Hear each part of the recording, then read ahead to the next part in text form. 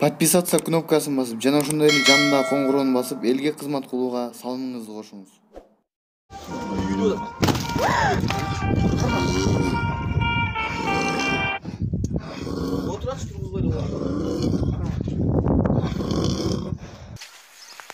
Он 8 май 2020 жыл. Михайловка айылы Түп району. Жылкыларда мондай ылаң жүрүп атат.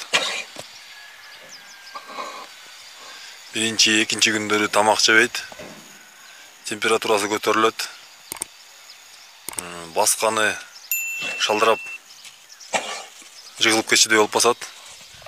3-4 күн дегенде монун төпкөсүн кагып, деми кыстыгып, мурдунан, оозунан ак көбүк чыгып, анан көлөкө жер издеп эле, караңгы жер издеп калат экен.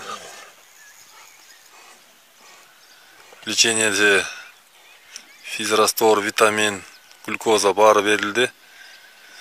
Болгон антибиотик куюлган жок буларга. Симптомдору ушундай. Диагнозу билинбейт ат эмнеден экени. Ушундай ылаң жүрүп атат биздин Түп районунда, Михайловка айылында. 10 күн мурун тазаганды бир бие кеткен, өлгөн ушинтип. Андан бери дагы 2 тазаганды айгыр өлдү. Бирөө таскак, бирөө тяжеловоз. Моби бүгүн ооруганына 3 күн болду. Мунун кетерине саналуу гана убакыттар калды окшойт.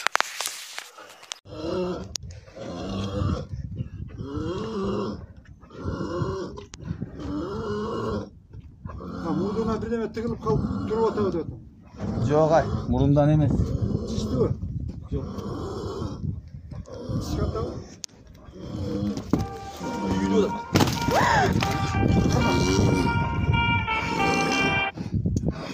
Отурачы тургузбай эле. Кабак шогулуп атпайбы? Иә.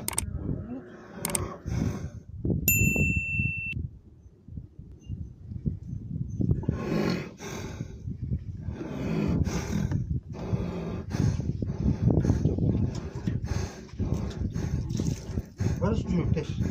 Такылдап атат.